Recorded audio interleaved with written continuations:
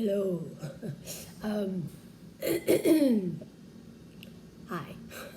So we're back at it. I'm doing a Q&A today because I've gotten asked to do this a lot for like 2 years and I haven't, so finally doing it. And also because I'm lazy and couldn't think of something else to record today and I want to post something, and so we're doing a Q&A. I put out on Instagram a few days ago to just DM me questions that you had, so I'm going to go through and read those. I'm not going to read everyone's name who sent them to me. I don't know if that's proper etiquette to do that or not.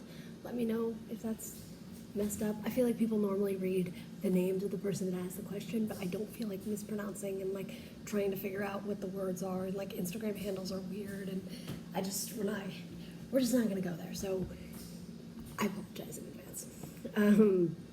Okay.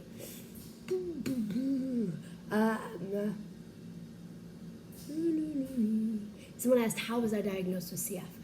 So I was diagnosed at birth, and I was diagnosed because I was born with something called mecolium ileus, which is where your bowels rupture inside the womb, and that's something that pretty much only people with cystic fibrosis get. And so, when when they saw in the ultrasound of my mom that I had a giant cyst in my stomach, they realized I probably had CF. And this was 21, a little over 21 years ago. So, so the kind of treatment for CF was so much more basic and not as advanced as it is nowadays. So it was a lot of, it was a much bigger deal to have a kid with CF, because we really didn't live past, 10, 15 years old with my mutation.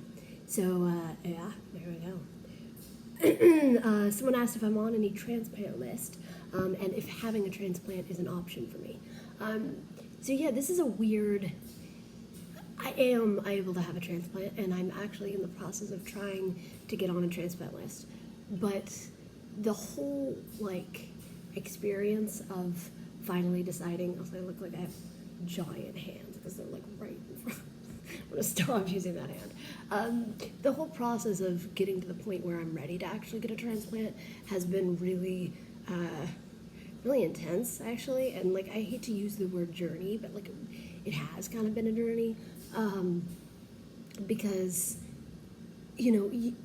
for a long time I really wanted to think that I didn't want to make the choice to get a lung transplant out of a place of complete terror and fear of dying. I wanted to be able to make a logical decision about whether I wanted that in my life, and I didn't want to be pressured into it because I was scared. But the truth is, now that I'm older and a lot sicker and really need it more, the truth is you're never gonna choose to get or actually maybe some people are. I personally am never going to choose to voluntarily get my ribs cracked open if it's not a dire situation and I don't absolutely need them. And so that's really kind of what happened this past year, is for the first time in my entire life, I absolutely need new lungs in order to be okay. And so I'm finally kind of open to doing transplant. So I'll probably make a whole video on that, because it's its own beast. It's not like a cure for CF, and it comes along with just as many problems, but it kind of is at a certain point the only solution. So yeah, I'll probably make a video about that. I'm going to get evaluated, actually, so I might take you guys along so you can see what the evaluation process is like, because it's very intense and interesting. Someone asked, do I get depressed? And if so, what do I do when I feel myself going to that place? Yes, I do. I get very depressed. I've had really, really bad depression in my life.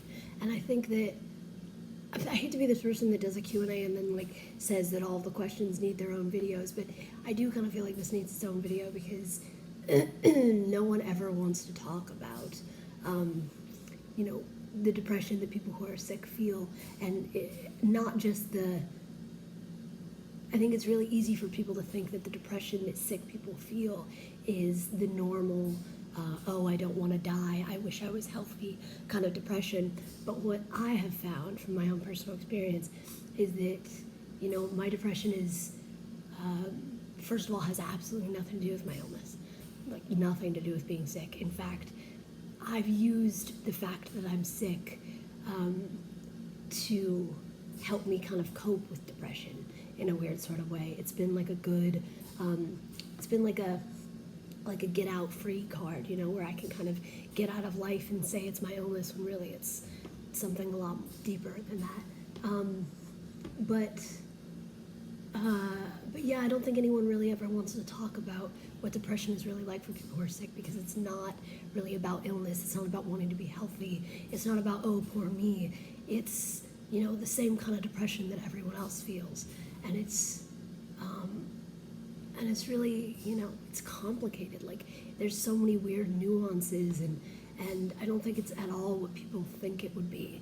And that's the thing about the human brain, is it's never what you think it's going to be. Like, sadness and pain and loneliness, and none of that ever plays out the way you think it's going to play out. And so, yes, I have had really bad depression.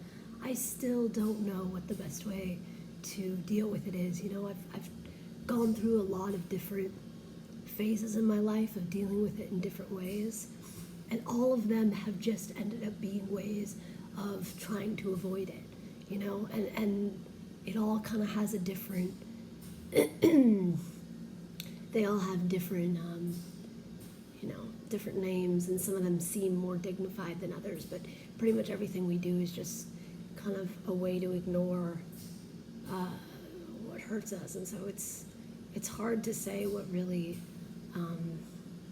it's hard to say if anything ever really gets you out of it, or if you're just kind of constantly running in circles around it, you know. So I feel like that kind of deserves its own video. But yes, I have dealt with depression, and I think that it's interesting too, because no one ever in a million years thinks that I have. I think the amount of people that have asked me that, and when I've said yes, I have dealt with depression, are completely shocked. And that's interesting that, you know, I always think it's interesting that no one ever wants to hear that from people that are sick. You know, it kind of ends up being you know, you want to hear them be, you know, you want to hear them give you kind of flaccid musings on how wonderful and beautiful life is. You don't want to hear that they're human, and you don't want to hear that they're, you know, dealing with the same basic, innate suffering that everyone is dealing with. Do I have a morning/evening/night routine? Yes, I do. And yeah, I will. They're also asking if I'll make a video, and yes, I will. I think I've only recently gotten better at like having a skincare routine and like doing makeup. I used to never do it at all. Nowadays, I just get such bad like circles under my eyes that I feel the need to like, you know, do something every once in a while. But yeah, I'll do a morning routine. I'll stoop to the YouTube glamour level. Hello, Larissa. It's okay.